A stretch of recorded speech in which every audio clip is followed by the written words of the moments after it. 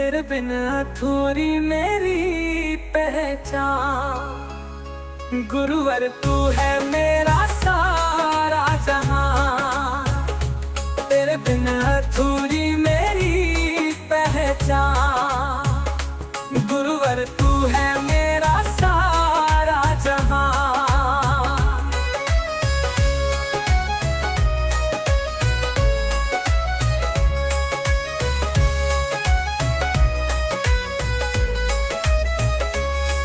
तेरी राहों में मैंने सब पाया,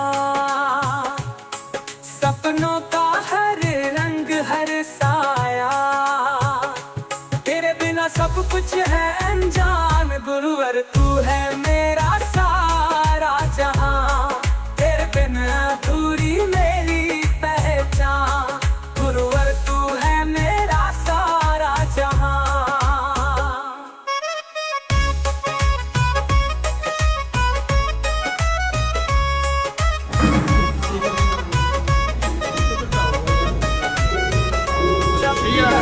गाए मन मेरा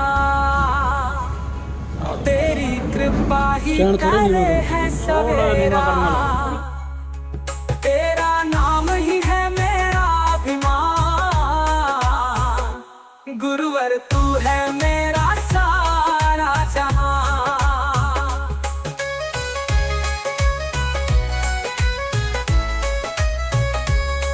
जब भी डगमगाए मन मेरा तेरी कृपा ही करे है सवेरा। तेरा नाम ही है मेरा अभिमान, गुरुवर तू है मेरा सारा जहां। तेरी बातें हैं अमृत की धारा, जीवन में कर जगमग उजियारा। ज्ञान प्रदीप जले तो वरदान, गुरुवर तू है मेरा सारा जहां। तेरे बिन अधूरी मेरी पहचान, गुरुवर तू है मेरा सारा जहां।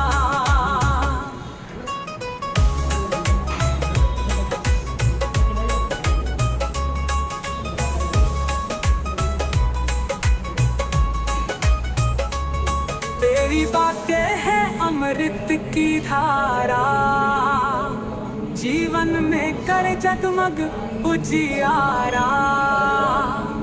ज्ञान प्रदीप जले तो वरदान, गुरुवर तू है मेरा सारा जहां। तेरे बिन अधूरी मेरी पहचान, गुरुवर तू है मेरा सारा जहां।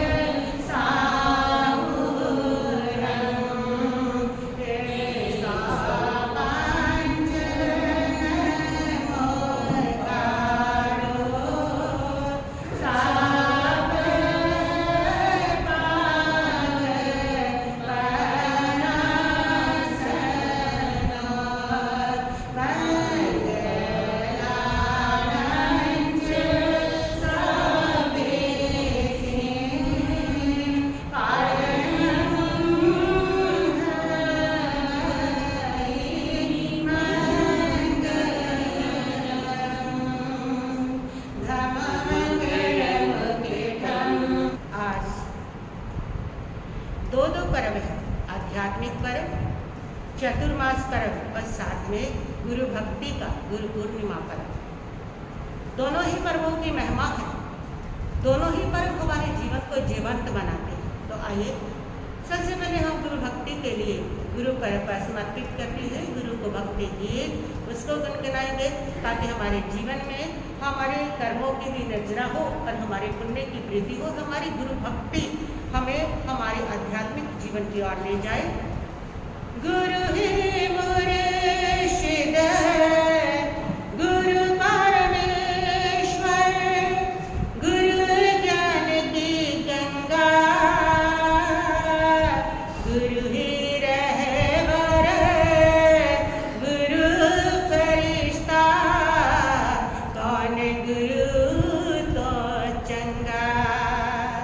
आओ गुरु मना लइए चाहे होर कोई ना मन्ने, आओ गुरु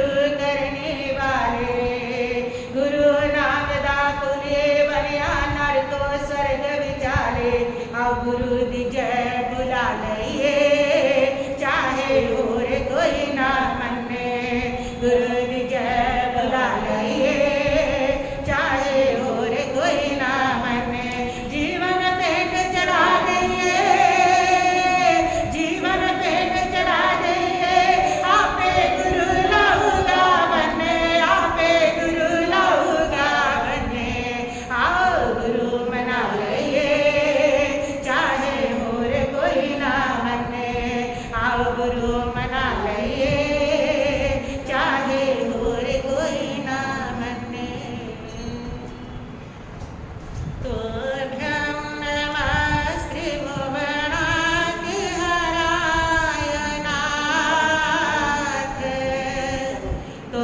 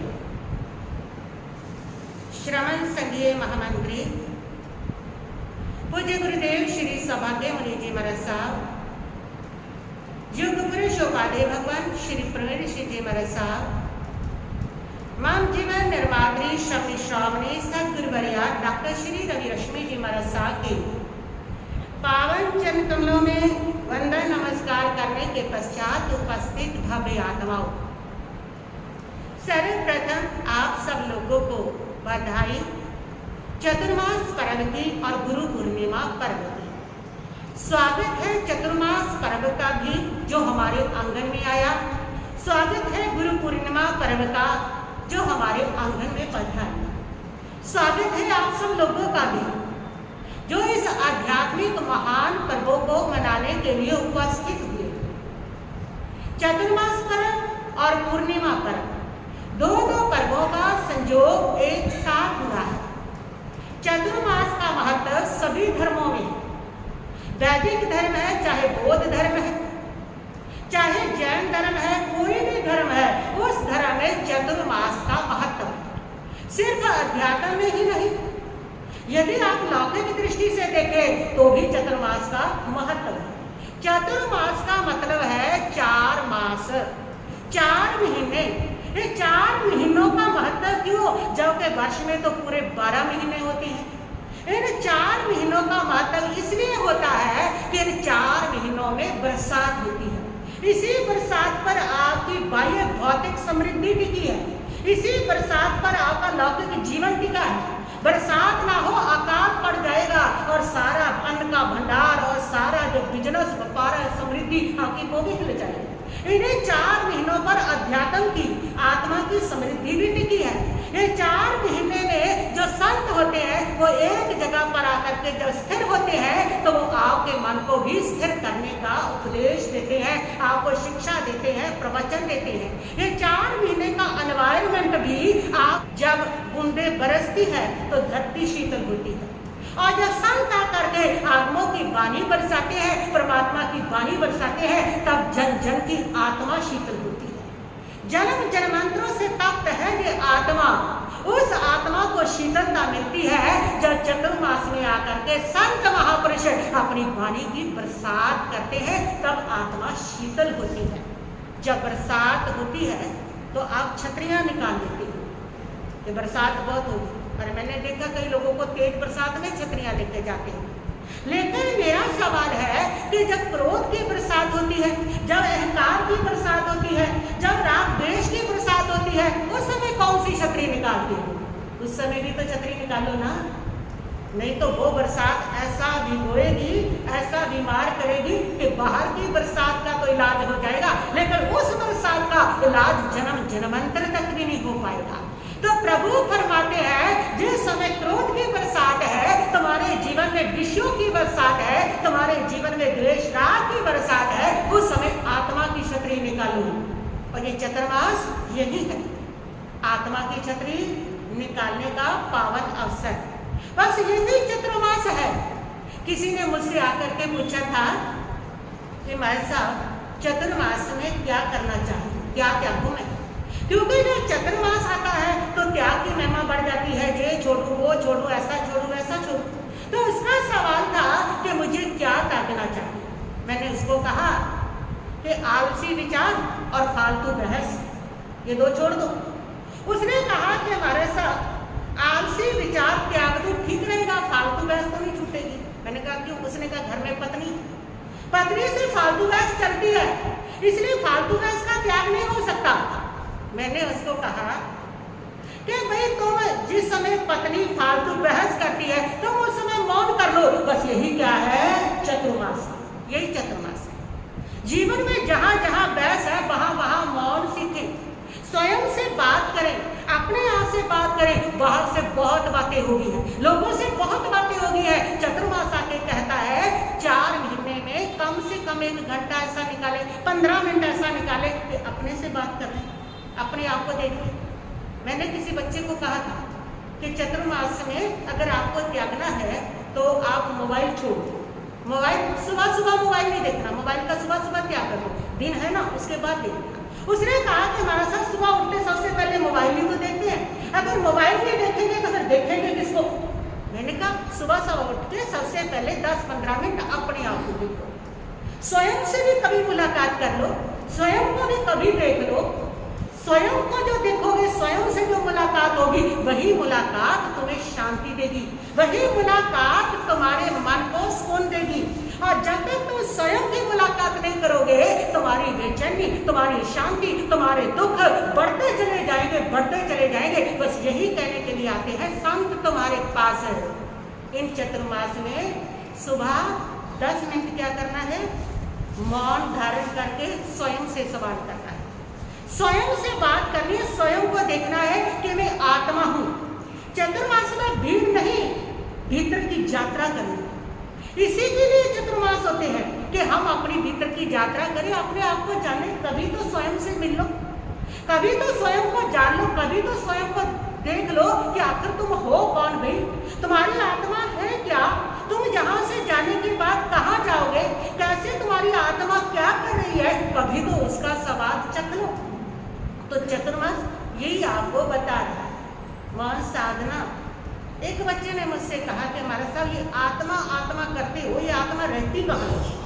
मैंने उसको कहा कि तुम्हारे मोबाइल में बैटरी कहाँ रहती है? वो कहता वो तो इसके अंदर रहती है। इसी प्रकार जो आत्मा है वो भी तुम्हारे भीतर रहती है। जैसे बैटरी जो है वो दिखाई नहीं देती ना मोबाइल में, ऐसी आत्मा भी दिखाई नहीं देती है। लेकिन जब दोनों को चालू करते हैं तभी सारा सिस्टम चालू होता है। मोबाइल की बैटरी चालू होगी तो मोबाइल का सारा सिस्टम चलेगा, बैटरी नहीं चालू है तो कोई सिस्टम नहीं चलेगा।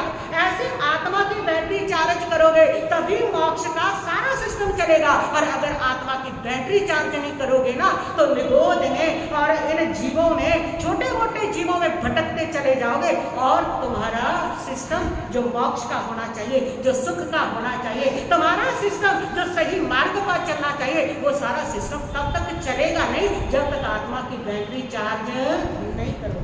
तो ये चतुर्मास क्या है? आत्मा की बैटरी चार्ज करने के लिए चतुर्मास है। ये चतुर्मास कह रहा है कि हमने पूरा साल जो है वो कैसे जिया है? पूरा साल बिल्कुल ऐसे जिया जैसे मोबाइल में ऑटो प्ले चालू होता है, ऑटो प्ले चालू, ऐसे हम जीते हैं। एक के बाद एक पाप, एक के बाद क्रोध, एक के बाद झूठ, एक के बाद पाप प्रवृत्तियां हमारी चलती चली जाती है। चतुर्मास का मतलब है भाई अब ठहर जा, बहुत हो गया, बहुत दौड़ लिया, बहुत भाग लिया, बहुत झूठ बोल लिया, बहुत कषाय कर लिया, बहुत कुछ हो गया, अब ठहर जा। चतुर्मास ये कहता है कि नेटवर्किंग बंद नहीं बल्कि नेगेटिविटी बंद करो। इन 4 महीनों में तुम्हारी नेगेटिविटी बंद होनी चाहिए। तो सुबह उठ करके कम से कम 15 मिनट का मौन साधो। आज मैं 15 मिनट घर के अंदर हम सभी क्या करेंगे, मौन करेंगे। एक भाई ने मुझे कहा कि हमारे साथ मेरी पत्नी तो ना FM रेडियो की तरह से चलती है, तो कैसे मौन करे, इतना बोलती है, इतना बहस करती है, तो उसमें मौन संभव ही नहीं है। मैंने उसको कहा तो इसीलिए तो भगवान ने तुम्हें 2 कान दिए हैं, एक जवान दी है, भी सुन लो ज्यादा और बोल लो कम, तो चतुर्मास अपने आप ही क्या हो जाएगा, घटित हो जाएगा। जब भी कोई बहस करता है उस समय आप इनका उपयोग करो कि कान 2 इसलिए मिले हैं कि ज्यादा सुनना है मुझे, और जवान इसलिए मिली है एक क्योंकि बोलना कम है। प्रकृति ही बता रही है आपको क्या करना है। आज इसीलिए दुखी है कि हम क्या करते हैं, कहते हैं सुनना तो हमें है ही नहीं है और बोलना ही बोलना है, सुनाना ही सुनाना है। लोग कहते हैं जब तक 10 बातें ना सुना दूं ना तब तक चैन नहीं पड़ती, वो सुना की शांति मिलती है। और सुनाना ही सुनाना है, उल्टा चल रहे हैं हम। प्रकृति हमें कह रही है सुनना ज्यादा है, सुनाना कम है, और हम कह रहे हैं कि सुनना कम है, सुनना हमारे बस की बात नहीं है, हमें तो सुनाना ज्यादा है। यहीं से दुखों की शुरुआत होती है।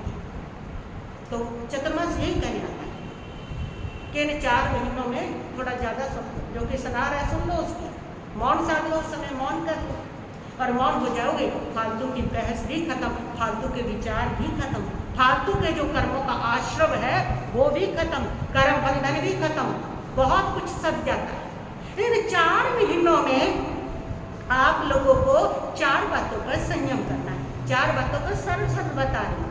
जो अनुष्ठान है वो अलग है। अनुष्ठान के लिए आप सुबह समय करिए, चतुर्मास में 4 महीने में एक समय अवश्य कर लें, नवकार मंत्र की एक माला करें, रात्रि भोजन का त्याग करें, प्रवचन सुने। इस प्रकार अनुष्ठानों के साथ आप कोई ना कोई व्रत करें, कोई ना कोई नियम ले, अनुष्ठानों के साथ जोड़ें। देखा जीवन को, जिस जीवन में पूरा दिन आप विचरण कर रहे हैं, जीवन को अगर प्रैक्टिकल आपको जीना है चतुर्मास के साथ, उसको प्रैक्टिकल घटित करना है, तो उस समय आपको इन 4 बातों का ध्यान रखना है। ये 4 बातें आपके जीवन को दिशा भी देगी, ये 4 बातें आपके जीवन को मोक्ष की ओर भी ले जाएगी, और ये प्रैक्टिकल है जो चतुर्मास का अनुभव करेंगे। एक माता ने मुझे आके कहा कि हमारे साथ मेरे बच्चे को, ये क्या हो गया, मेरे बच्चे को इंस्टाग्राम का मतलब तो पता है लेकिन चतुर्मास का मतलब नहीं पता। इंस्टाग्राम का मतलब तो सबको पता है, फेसबुक का पता है, लेकिन चतुर्मास वो बच्चों को नहीं पता। क्यों नहीं पता आपके घर के बच्चों को चतुर्मास क्या है, जबकि सभी धर्मों में चतुर्मास की महिमा है? क्यों नहीं पता उनको? क्योंकि आप चतुर्मास को अपने परिवार में जी गए, इसलिए उनको चतुर्मास का मतलब पता नहीं। चतुर्मास का मतलब पता कराने के लिए आप अपने घर में बच्चों को आध्यात्मिक कहानी सुनाएं। आप उनको ज्ञान नहीं बल्कि प्रेम करना सिखाएं। आप उनको कोई ना कोई थीम बताए और उसको चतुर्मास के बारे में समझाएं। अपने घर के अंदर बताएं उनको कि चतुर्मास प्रारंभ है, हमें थोड़ी देर मौन रखना होता है, ये करना होता है। और जब वो आप सबको इस प्रकार जीवन जीते हुए घर में देखेंगे ना, आपके घर में ये चालू होगा तो उसको चतुर्मास का मतलब पता चलेगा। 4 बातें ये आपको घर में अप्लाई करनी है। 4 बातें आपके जीवन का प्रैक्टिकल, 4 बातें आपके जीवन का प्रैक्टिकल। और 4 बातों में क्या है? सबसे पहले है भोजन, जो आपकी शरीर की साधना। भोजन के लिए कितना सुंदर कहा गया है कि जैसा खाओ अन्न वैसा होवे मन। अब मन को कैसा करना है वो तुम्हारे भोजन पे डिपेंड है। तो वो कहते हैं मन जल रहा है, मन तीखा है। अब भाई जब तुम बर्गर खाओगे, फास्ट फूड खाओगे, जंक फूड खाओगे, वो तीखा है तो मन तीखा ही होगा ना, मन ने जलना ही है और मन करेगा। सात्विक भोजन करोगे, काम भोजन करोगे, मन शांत हो जाएगा। मन शांत है, मन सात्विक है तो कर्म बंध रुकेगा, सारे झंझट सारे दुख समाप्त होंगे। और मन ही अगर तीखा चल रहा है, मन ही अगर उलझा हुआ है तो सारे कर्म बंध क्या है, वहीं से है। मन ही आत्मा के उत्थान का कारण है, मन ही आत्मा के पतन का कारण है। सबसे पहले चतुर्मास में आप अपने घर की रसोई पर ध्यान दें, वहां पर भोजन पर ध्यान दें। यहाँ से आपका मन की तैयारी होनी है। यदि आपका भोजन सात्विक तो मन और भोजन तामसिक तो मन तेज तरार, दुखी, भाग दौड़। आज बच्चे डिप्रेशन में जा रहे हैं, इतने थॉट्स, बच्चों के थॉट्स नहीं रुक रहे, इतना सोच रहे हैं, इतनी उसके अंदर जो उत्तेजना वो चल रही है, बच्चों के अंदर सहन शक्ति नहीं। क्यों? क्योंकि बच्चों के अंदर जंक फूड का प्रचलन ज्यादा है, इसलिए उनका मन वैसा हो गया। बचपन डिप्रेशन में चला जाए कितनी हैरानी की बात है, लेकिन यदि आप सेक्रेटरीज हॉस्पिटल में जाकर के देखें तो आपको 4-4, 5-5, 7-7 सालों में बच्चे जो है वो मानसिक रोगी मिलेंगे। कहाँ से हुआ ऐसा? भोजन, भोजन आपके मन को शांत करेगा। चतुर्मास यही कहने आया, चतुर्मास में सात्विक और सादा भोजन करें आप, तामसिक भोजन को आप त्याग दें। भोजन से आपके जीवन का, आपके मन का निर्माण होता है। कम खाएं, कितना खाना है, प्लेट छोटी हो और आपका संतोष बड़ा हो। और यहाँ क्या होता है, प्लेट बड़ी होती है लेकिन तृप्ति और ज्यादा, तृष्णा बड़ी होती है, लगता है ये भी खा लूं, वो भी खा लूं, और खा लूं, और खा लूं। और प्लेट छोटी हो और हमारा संतोष बड़ा हो। इसी को परमात्मा ने कहा है कि आप अनशन तप करो, नोदरी तप करो, जो भी हो सकता है भूख से कम खा लेना, वो भी एक प्रकार का तप है। भूख से कम खाना शरीर के लिए इतना अच्छा है कि आपके सारे रोग समाप्त हो जाते हैं। आज तो साइंस कह रही है इस बात, लंबा जीना है, स्वस्थ जीना है, निरोग जीना है तो कम खाओ। पहले हमारे बुजुर्गों ने बड़ी अनुभवी कहावत दी थी, कम खाओ, गम खाओ, नम जाओ। ये कम खाओ ऐसे नहीं कहा था, अगर कम खाने से कमजोरी आती तो ये सब कहते नहीं थे। कम खाने का मतलब है शरीर का निरोग होना, कम खाने का मतलब है आपका स्वास्थ्य का स्वस्थ होना, कम खाने का मतलब है आपका मानसिकता जो है वो शांत होना। कम खाओ। लेकिन आज के युग में खाया क्या जा रहा है, खाया क्या जा रहा है ज्यादा, घंटे घंटे बाद, 10-10 मिनट बाद कुछ भी सामने दिख रहा है बस खाते चले जा रहे हैं। और खाने के लिए बाजार में इतने साधन हो गए हैं कि आज से हम 40-50 साल पहले देखे अपने बचपन को तो इतनी खाने की आइटमें होती ही नहीं थी जितनी आज दिख रही है। अब इतनी को देख के तो खाने, कभी कुछ खा लिया, कभी कुछ खा लिया, खाना अपने आप ही बढ़ गया।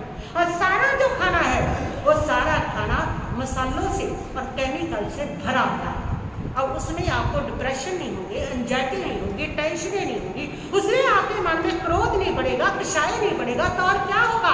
साधन है ये जो आपके क्षयों को कम कर सकता है। तो ये सबसे पहले बात चतुर्मास में क्या रखनी है? भोजन सात्विक, बिना मिर्च मसाले केमिकल, जंक फूड बिल्कुल बंद, बाजार का बिल्कुल बंद। रसोई से, यदि आपकी रसोई में जरूरी नहीं है पकवान ही बने, पकवान की जगह पर संयम को भी रखा जा सकता है। थोड़ा कंट्रोल कर लिया, उसी रसोई में संयम होगा और उसी रसोई से मोक्ष का रास्ता खुल जाएगा। रसोई से नरक का रास्ता भी खुलेगा, रसोई से मोक्ष का रास्ता भी खुल जाएगा। अगर उस समय आपके मन पे संयम आ गया ना, आपके पकवानों पे संयम आ गया, आपके भोजन में संयम आ गया और आपका जो भोजन है वो सात्विक सिर्फ और सिर्फ देह को चलाने के लिए है, तो वही आपकी रसोई से मोक्ष का रास्ता खुलेगा। घर में रसोई 4 महीने बननी है, उसके बिना तो रह नहीं सकते, लेकिन उस रसोई को भी हम आध्यात्मिक बनाएं।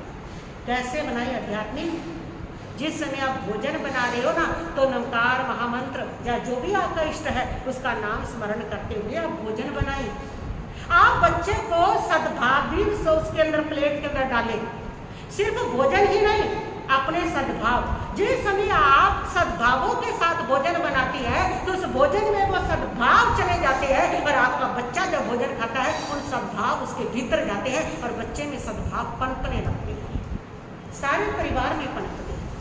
और रसोई तो जब भी बनती है हाय हाय करके बनती है, हाय बन नहीं रही, हाय तबीयत बड़ी खराब है, हाय घुटने दुख रहे हैं, हाय कंधों में दर्द है, हाय ये तो बनानी पड़ेगी। वो हाय हाय से बना भोजन, हाय हाय से खाया भोजन, वो हाय हाय ही उनका कर देता है और उससे उनके जीवन में उत्तेजना ही आती है। तो भोजन जब भी बनाए नमकार मंत्र पढ़ते हुए प्रसन्न चित्त के साथ सद्भावना, अपने मन को पहले पवित्र करना, अपने विचारों को, जो ये कुड़न चल रही थी ना, थोड़ी देर पहले झगड़ा हो गया था पति से, सास से, बहू से, किसी से भी हो गया था, वो जो कुड़न चल रही थी उस कुड़न को सबसे पहले जैसे जूते बाहर निकाल के रसोई में जाते हो, ऐसे उन सारे थॉट्स को बाहर निकाल करके रसोई में जाए, तब भोजन बनाए और वह जो भोजन है वो अवश्य और आपके मन को शांति भी देगा और आपके जीवन को सुकून से भी भरेगा। ये तो चतुर्मास में करेगा। और दूसरी बात जो वो है वाणी का संयम।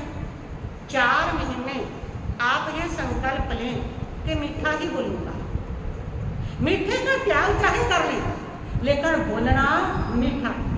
वाणी शब्द इतना पावरफुल है कि वो किसी के लिए वरदान भी बन सकते हैं और किसी के लिए अभिशाप भी बन सकते हैं। आपके शब्द अपनों के लिए अभिशाप बनते हैं, बच्चों के लिए अभिशाप बनते हैं। पता नहीं क्या क्या बोलते रहते बच्चों को, तू बुद्धू है, तेरे को अक्ल नहीं है। और जब वो अक्ल दिखाते नहीं है तब रोते हो। अरे भाई ये सारा उनको आशीर्वाद तुम ही दे रहे हो कि तुम बुद्धू हो, तुम बेअक्ल हो, ये तुम्हारा आशीर्वाद उनके ऊपर चल रहा है। और अगर उन्होंने प्रतिभाशाली बनना था तो भी बुद्धू बन गए, क्योंकि तुम सारा दिन आशीर्वाद ही क्या दे रहे हो, ये दे रहे हो। कम से कम ब्रेक करो ऐसे शब्दों पर। जिस शब्द जहां उस बच्चे के लिए अभिशाप है, जहां उस बच्चे का हौसला तोड़ते हैं, जहां उस बच्चे के ऊपर उसके परमाणु असर करते हैं, उसकी गति को स्लो करते हैं, वहां पर तुम्हारे पाप कर्म का भी बंधन करते हैं। 4 महीने सजग रहेगी, शब्दों पर ध्यान दो। जब भी बोलना है पॉजिटिव बोलना है, नेगेटिव नहीं बोलना। बच्चों को सबसे ज्यादा नेगेटिव बोलते हैं माँ बाप।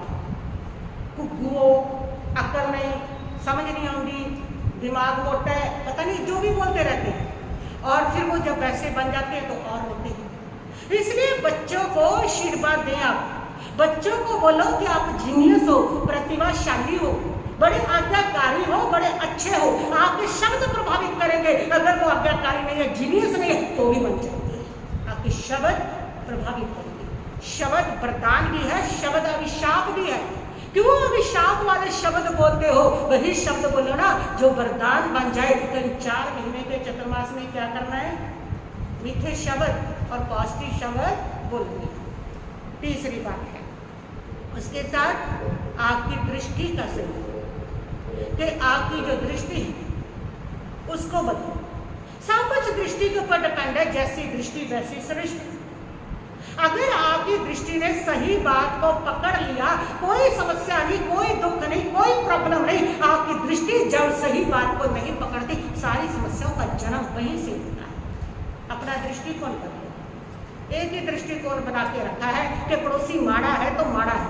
अरे भाई वो अच्छा नहीं है, उसने कभी तुम्हारा अच्छा भी किया।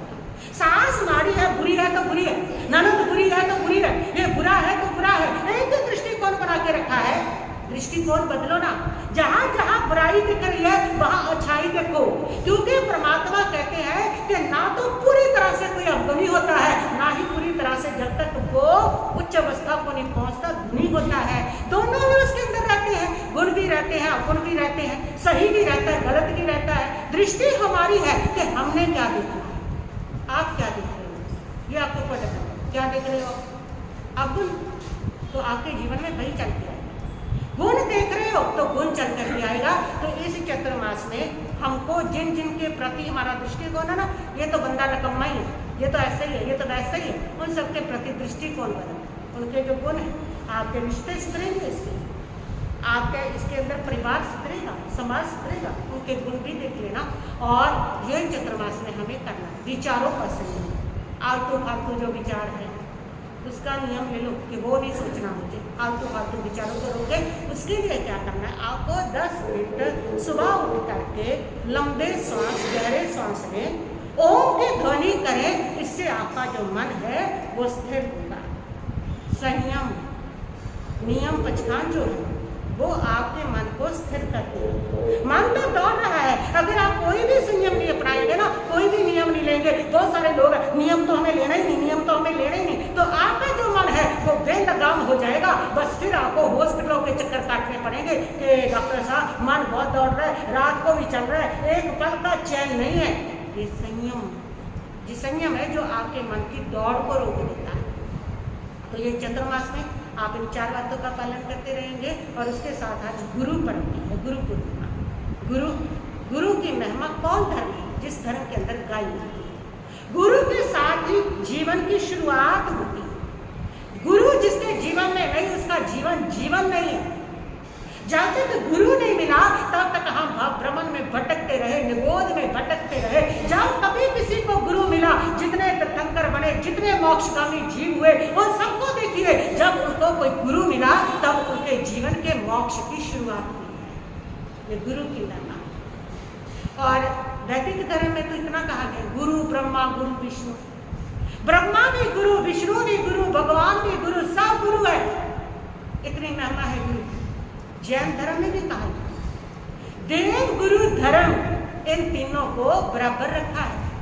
देव गुरु धर्म के बिना मोक्ष की शुरुआत ही नहीं है। और फिर देव गुरु धर्म में गुरु को बिल्कुल बीच में रखा है।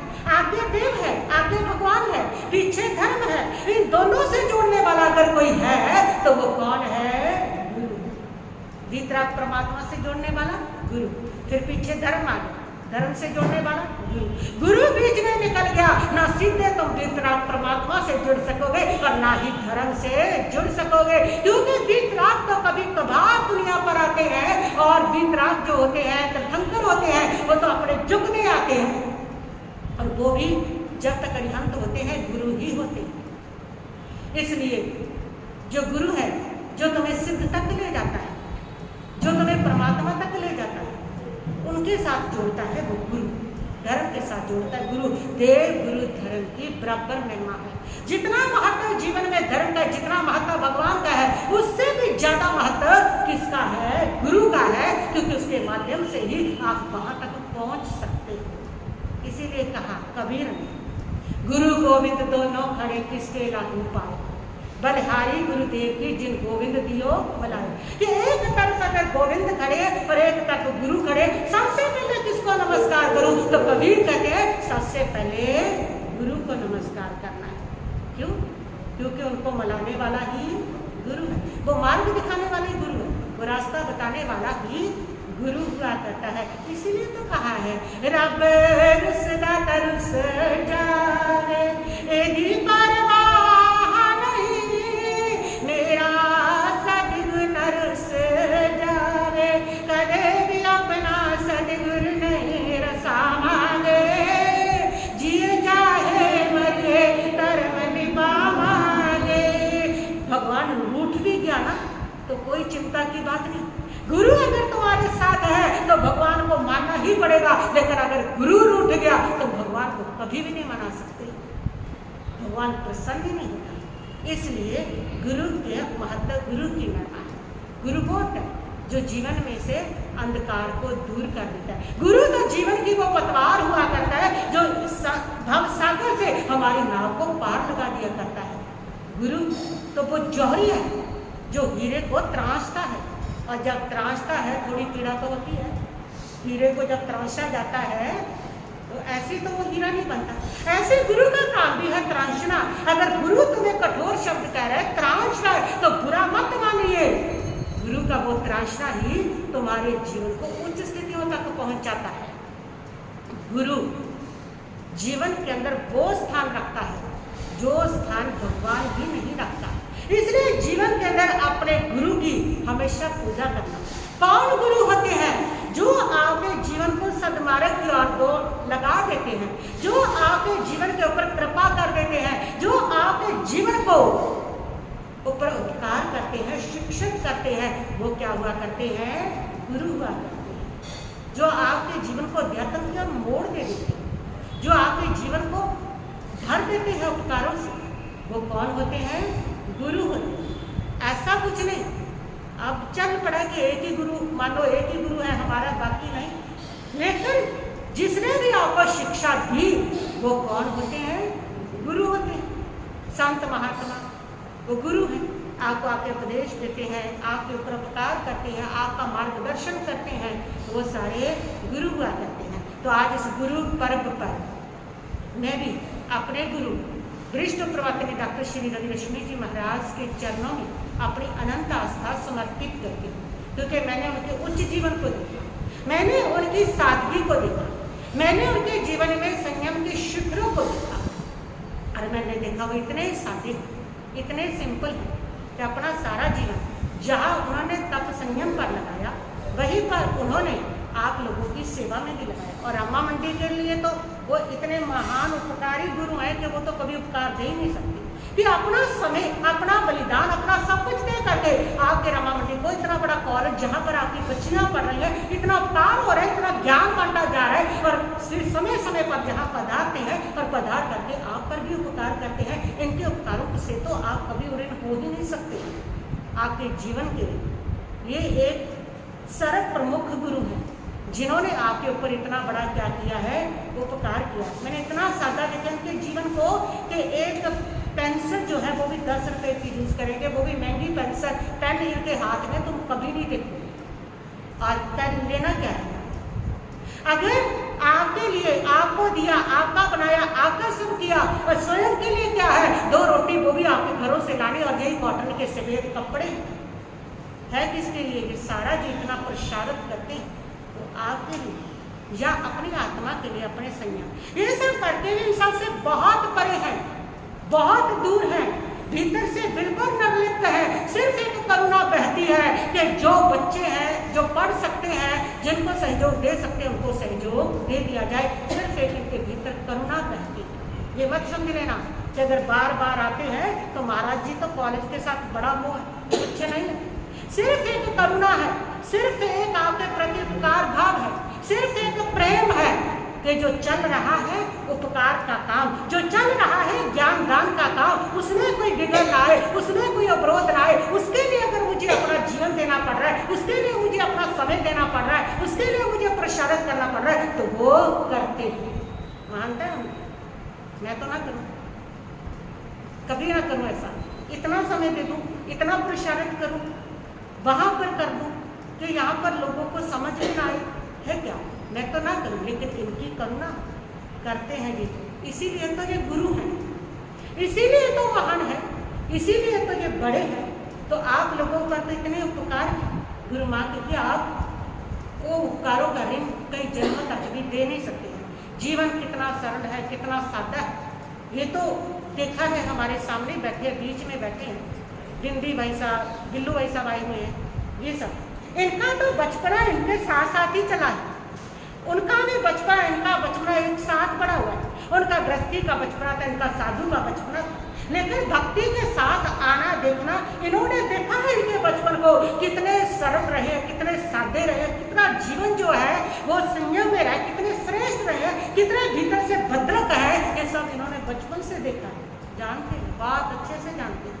उसी भक्ति के कारण आज गुरु पूर्णिमा पर यहाँ पहुँचे, बहुत खुशी भी हुई है, बहुत धन्यवाद भी है, बहुत साधुवाद भी। जिनेंद्र भाई साहब पूर्व प्रधान वो भी है, और ये सब वो हैं जो गुरु माँ के बचपन के संयम से जुड़े हुए हैं, जिन्होंने इनके बचपन का संयम देखा। बचपन में संयम बहुत कठिन होता है, क्योंकि जो बचपना होता है वो हमेशा हावी होता है, लेकिन बचपन में जिसने संयम साध लिया वो निश्चित ही महान आत्मा होती है। जन्म जन्मांतर के उसके संयम के संस्कार होते हैं, तब बचपन में जाकर के संयम सधता है, नहीं तो बचपना इतना हावी होता है, उसमें संयम साध ले, हर किसी के बस की बात नहीं हुआ करती है। वो 13 साल की उम्र से संयम लिया, फिर संयम की सीढ़ियाँ चढ़ते चले गए, और वो भोलापन, वो भद्रता आज भी इनके जीवन में बहुत भद्र, बहुत भोले हैं, अंदर से बहुत सरल, और उसी सरलता के कारण हम गुरु जी को कहते हैं कि वो सरलता जो इतना भोलापन है, दुनिया की समझ नहीं है, तो इतने बड़े बड़े प्रजाति छेड़े क्यों किया आपने? आपको सिर्फ भक्ति की संयम समझ है, अध्यात्म की संयम की समझ है, आप दुनिया को नहीं समझ सकते। और दुनिया में बहुत सारे लोग कैसी प्रकृति के होते हैं वो सब आपको पता ही है, वो घुमंड में चल रहे हैं, वो दुनियादारी है, दुनिया में वो सब चलता है, लेकिन गुरु माँ उस सबसे बहुत परे, बहुत परे। और इसलिए मैं गुरु पूर्णिमा पर आपकी भक्ति निष्ठापूर्वक इस गुरु माँ के प्रति आपकी श्रद्धा अनन्य होनी चाहिए इस गुरु माँ के प्रति, क्योंकि आप रामावासी गुरु माँ के उपकारों की देन नहीं दे सकते। जो इन्होंने आपको दिया है उसके आप कई जन्मों तक भी ऋण से ऋण नहीं हो सकते। इतना बड़ा उपकार आपकी रमा मंडी पर दिया, इसलिए आपके लिए अगर गुरु है कहने जोगे, जिन्होंने उपकार किया, जो शिक्षा देते हैं, मार्गदर्शन देते हैं, वो गुरु पूर्णिमा पर वो गुरु आपके वरिष्ठ प्रवचन डॉक्टर रवि रश्मि जी महाराज साहब जो आप मानते हैं वो तो आपके गुरु है ही लेकिन जो एक शिक्षा गुरु है आपके, जो उपकारी गुरु है आपके, वो कौन है? वो आपके डॉक्टर रत्नश्री जी महाराज, जिसने रामामुनि पर इतने बड़े उपकार किए। उन जो उपकारों को भूलता है ना, वो व्यक्ति कभी आध्यात्मिक नहीं होता है। वो कह रहे गुरनी मैया हेम कुमार जी, हाँ वो तो है ही है, लेकिन वो तो बहुत ही सीधे, बहुत परम उच्च अवस्था में पहुंची हुई आत्मा थी। तो इसलिए उनका प्रेरणा भी गुरनी जी की मैंने जो देखी है, तो एक क्रेडिट उनको देते हैं, लेकिन उनकी प्रेरणा की पढ़ाई कराओ, ये कराओ, सब में नहीं थी। ये गुरनी जी महाराज का ही सब रहा है। ये क्रेडिट गुरु के कारण उनको देते रहे हैं। वो बहुत ही भद्रिक, बहुत ही भोले, बहुत ही उच्च अवस्था में पहुंची हुई आत्मा थी। उनका तो सिर्फ अपने आत्म स्वरूप में रमन, जप करते रहना, सहज में बैठे रहना, अपने आप में बैठे रहना, वो उनकी उच्च अवस्था थी। लेकिन गुरनी माँ ने उनका नाम रोशन हो, वो सिर्फ इसलिए कि एक भोले सीधे संत है जो अपने आप में अपनी उच्च अवस्था में उच्च है, लेकिन दुनिया के लिए अगर वो बाहर का काम नहीं कर रहे तो दुनिया की नजर में वो उच्च नहीं बन रहे। उस उच्चता को देने के लिए इन्होंने अपना सारा पुरुषार्थ, सारी अपनी प्रतिभा से जो समाज में किया, वो अपने गुरु नाम माँ के नाम पर रखा। इसलिए ये कॉलेज तपाचार्य हेम कुमार जी महाराज के नाम पर है। और हर क्रेडिट गुरनी मैया का गुरु माँ के प्रति इतनी भक्ति रही है कि हर क्रेडिट उनको ही देते हैं। जहाँ पर इनकी प्रतिभा काम करती है, वहाँ पर उस प्रतिभा की जो क्रेडिट है वो गुरनी जी को ही देते हैं कि जी गुरनी जी महाराज ने किया है, और ये उनकी कृपा से हुआ है। उनकी कृपा को मानते हैं, अपनी प्रतिभा को हमेशा पीछे रखते हैं। जिनका समर्पण है, जिनकी भक्ति गुरनी मैया की, इनकी अद्वितीय भक्ति हम सबके लिए हमेशा प्रेरणा स्रोत रही है। हमेशा हमारी इच्छा होती है हम भी ऐसे गुरु के प्रति भक्तिशील बन सके जैसे हमारी गुरु माँ रही है, लेकिन फिर भी नहीं पहुँच पाते हम वहाँ तक। बहुत मुश्किल होता है किसी शिखर पर पहुँचना। और शिखर का यात्री कोई कोई होता है, हर कोई नहीं हो सकता। हर किसी की हिम्मत नहीं होती वो शिखर पर पहुँच जाए। और इनके जीवन में समर्पण और भक्ति का शिखर रहा है, और वो शिखर जो है वो हमारे सामने कि हम भी उस शिखर पर पहुँचे। लेकिन पहुँचना क्या है, बहुत कठिन। शिखर पर पहुंचना, फिर पहुंचने के बाद उस शिखर पर चलना और कठिन है। आप पर्वत के शिखर पे तो पहुंच गए, फिर उस शिखर पे चलना तो और भी डरावना होता है। लेकिन गुरु माँ उस पर पहुंची भी है, उस पर चले भी, उस शिखर पर, उस भक्ति पर, उस समर्पण पर, उस सेवा पर, उस सेवा के शिखर पर पहुंची है। और जो इन्होंने अपनी गुरु माँ को दिया, उसके लिए अवश्य ही मन में ये पीड़ा तो रहती है कि वो सब हम गुरु माँ को नहीं दे पा रहे हैं। ना वैसी भक्ति, ना वैसी सेवा, और ना ही वैसी इनकी तरह से समर्पण, और ना ही वैसे अपना पुरुषार्थ, और ना ही वैसा कोई क्रेडिट वो नहीं दे पा रहे हैं जो इन्होंने दिया। क्योंकि इन्होंने जो दिया वो शिखर था, और हम अभी सतह पर हैं, हम अभी तल पर हैं, हम अभी धरती पर हैं। हम उतना ही है जितना आप दे के आते हैं। कि मंदिर से मांग के आते हो, प्रभु करोड़ रुपये की रात्रि करवा दो, और सूख के आते हैं 4 रुपये के लड्डू चढ़ा के ये देते हो आप। मुझे लगता है हम भी ऐसे ही करते हैं। बहुत कुछ लिया, ये संयम इनका दिया हुआ, ये जीवन इनका दिया हुआ, ये ज्ञान इनका दिया हुआ। जो आज 4 शब्द बोल रही हूँ वो इनके दिए हुए। अब देख क्या रहे हैं हम, बहुत थोड़ा, कभी कुछ बना लिया, पूछ लिया, इतना कर, लेकिन जो दिया उसके बदले में इतना नहीं। और गुरु माँ से जो गुरु माँ ने इनको दिया, उसके बदले में इन्होंने जो गुरु माँ ने को दिया वो अर्थात वो 1000 गुना करके लौटाया था। गुरु माँ ने अगर इनको आशीर्वाद दिया, उस आशीर्वाद को इतना बड़ा करके लौटाया इन्होंने अपने जीवन के अंदर कि वो कोई शिष्य नहीं कर सकता। इन्होंने अपने गुरु से जो पाया वो 1000 गुना लौटाया, और हमने जो सागर गुरु से पाया उसके बदले में अभी तक हमें एक बूंद ही दे पा रहे। तो आज गुरु पूर्णिमा पर हम जरूर ये चिंतन करेंगे, जरूर ये संकल्प करेंगे, जरूर आत्मा को जगाएंगे। हम भी गुरु माँ के उन कदमों का अनुसरण करें कि अगर गुरु माँ ने हमें सागर लौटाया हमारे पर, प्रेम का, वात्सल्य का, ज्ञान का, जीवन का, संयम का, अगर हर चीज का हमारे पास सागर लौटाया है, तो हम भी गुरु को वो सागर कई गुना करके लौटा सके। ऐसी हमें समर्थता मिल जाए, ऐसी हमें शक्ति मिल जाए। और ये प्रार्थना भी मैं गुरु माँ से करूँगी कि वो ऐसी शक्ति हमें दे, ऐसी समर्थता हमें दे कि हमारे भीतर भी आप जैसा समर्पण, आप जैसी भक्ति, और आप जैसा संयम, आप जैसी विराटता, और आप जैसी गुरु के प्रति समर्पण हमारे भीतर भी जागृत हो जाए, हमारे भीतर आ जाए। आज गुरु पूर्णिमा पर आप भी अपने भीतर जगाएं, इनका विशाल जीवन दे करके, इनकी विशाल महिमा दे करके, इनकी गुरु भक्ति आप सबने देखी है। आप भी आज संकल्प लें कि हम भी गुरु माँ के प्रति समर्पित बने, हमारे जीवन में भी अटूट गुरु भक्ति जागृत हो कि कैसा भी कुछ भी तूफान आए लेकिन गुरु के प्रति अश्रद्धा कभी ना आए तो जीवन की नैया पार। लेकिन अगर अश्रद्धा आ गई तो बस फिर डगमग है, कहीं भी डूबेंगे। तो हो गया, घड़ी में बहुत समय।